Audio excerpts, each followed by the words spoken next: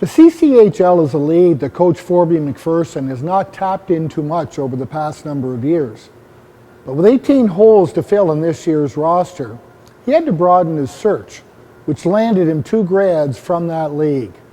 Today we sit down with Sudbury's Chase Lammi, and from the small Franco-Ontarian village of Lammi and Yanic, Crête.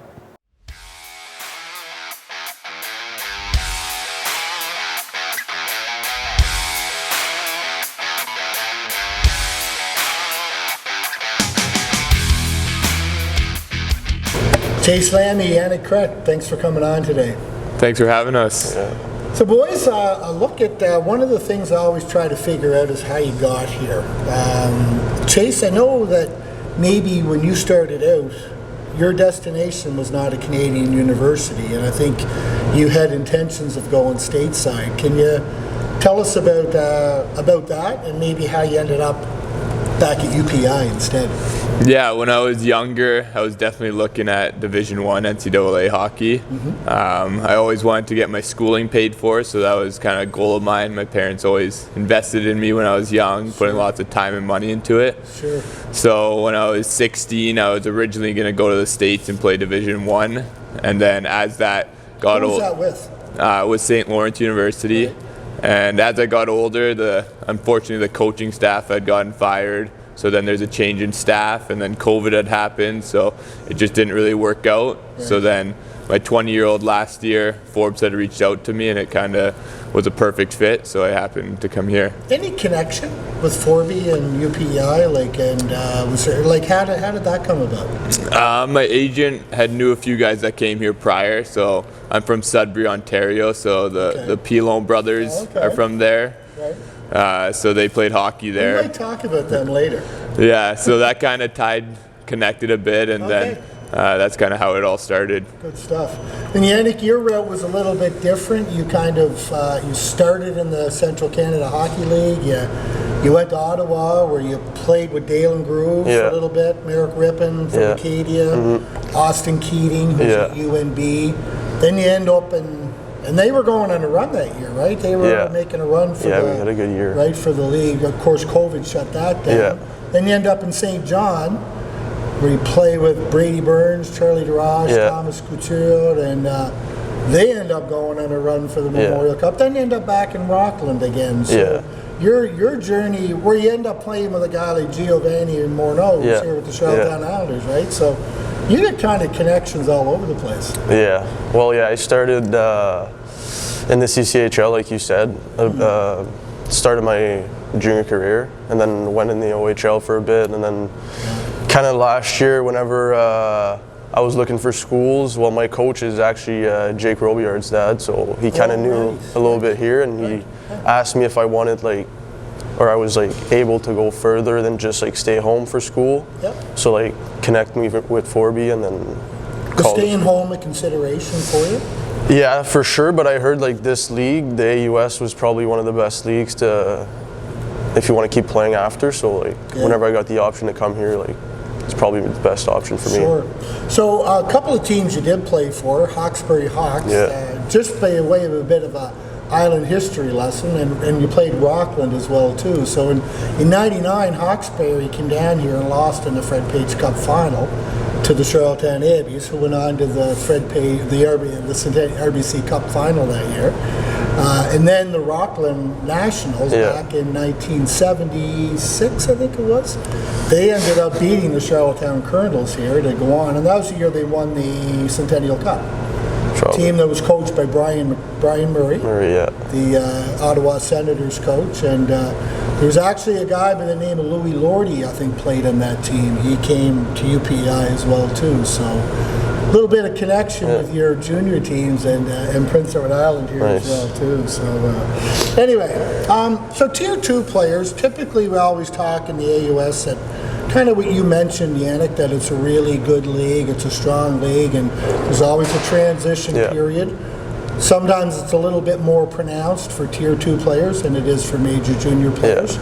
How do you feel you guys have worked with that adjustment to the AUS level? For sure, it's it's way faster for sure. That's probably the biggest thing. Less time. Yep. Like guys hit more here. Like it's more skilled too, because most of the guys here are like guys from the OHL or like the QMJHL. So like they're all players that played at a high level like growing up. So like I'd say the speed's probably one of the biggest things, and probably like just the time with the puck is just like less time.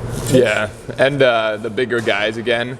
So last year we went from being the oldest in the league, so now we're going back to the youngest. So that's a big transition there. Does it help having the daily competition and practice, like against bigger guys, stronger guys? Does that? We could say yeah, but like the whole team's new, so you're kind of still playing against guys your age, but true. But we lean on guys like Crête and like Piercy, so the bigger guys, the older guys, so they push ourselves, and then we grow as a team. So I was saying, looking at this, I look back through rosters over the past number of years, and I don't ever remember players coming to UPEI from the Central Canada Hockey League, which is a bit of a unique situation for you two. Can maybe you talk about that league and what it's about? I mean, it's probably everyone knows about the Alberta Junior League, the BCHL. Of course, Maritimers know about the Maritime Hockey League, but that Central Canada Hockey League seems to be kind of a bit of a forgotten entity. Maybe enlighten us a little bit about that. Yeah, it's a little bit of a smaller league, only 12 teams in it, so not as much as some of the other leagues like out west or in like the OJHL. But it's a really talented league. A lot of guys still go college route or go to the OHL after that. And primarily are the guys looking to go stateside who play in that league? Is that kind of their ultimate goal for most of them? I say kind of 50-50. Yeah, probably 50-50, yeah. Good. So you talked earlier about the Pelon boys. For those who watch men's hockey at UPEI, love them or hate them, they left an impression at UPEI and right across the AUS. And I know, Chase, coming from Sudbury, you had the chance to watch the Pelons in action in junior. What's your recollection of Drake and Darian back in the days in Sudbury? Well, I wish I got to know them personally, but watching them, I had an absolute blast. I was like 13, 14 years old at the time, and my buddies and I, we'd always be talking like, let's go see the Pelons tonight. And see what they're going to do. Yeah, they'd always put on a good show, have a fight or something, or start a scrum, and it was fun hockey to watch. It'd always be keeping you on your toes. And well, when they, we loved having them here. I know if I was playing against them, I wouldn't have liked to play against them just because they were so hard to play against. But obviously, it started in Sudbury and it continued down here in Charlottetown. I remember my first preseason game in the OHL was against them. Oh, okay. I remember all the guys just saying we're playing the Pelons. Like, who are the Pelons? And then, it's like the Latter-day Hanson brothers or something going on. Oh yeah. Yeah, good stuff.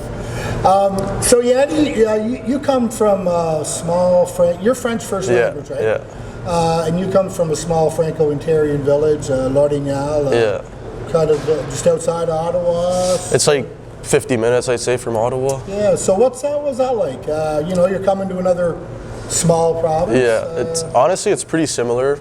Like, both places are pretty quiet, no traffic really. It's just like in Lorignal there's more French, but in general, like the lifestyle is pretty much the same. So like I got used to it pretty quick here, so that was nice. Were you educated in like French public schools your whole life? Yeah, until my 12th grade I took English. Yeah. I think it was Blythe Academy with Ottawa, and then after that I just went from French to English. How's that work? Blythe? No, how's that working for you? Like going switching from. It's not too bad. Like I grew up with hockey, speaking English like throughout my whole career. So like, of course it's like different, but I got adjusted to it pretty quick. So that's good. Yeah, you don't sound very French either. So, boys, a recent event that happened I wanted to talk to you about was the teddy bear toss over in UNB, and it turned out to be a bit of a good news story. Of course, the Reds always do the teddy bear toss, and in this particular game, I was watching it, and Dave Kilfoyle, the color commentary guy, noted that the men's hockey team did something special. They were the first team ever to help in the collection of the teddy bear contest, and our local paper here, The Guardian, picks up this good news story in the cheers and jeers. Do you recall anything? I don't think you were playing that game. No, I was, but I just didn't see the. You didn't see anything? Didn't see the paper. Yeah. Do you remember anything about it, Chase? Or? My parents had mentioned to me after the game how the announcers were talking about it, and yeah, it was definitely good for our team to help out. It's a great cause, so even though we weren't the ones organizing it, it was glad that we can kind of help out. Part of the Good Peace Cup, right? Yeah. Yeah, good. So speaking of Christmas, you be heading home soon? Yeah. Any plans? You know, you've been away for a while. How's it going to be to get back home and get some home cooking and stuff like that?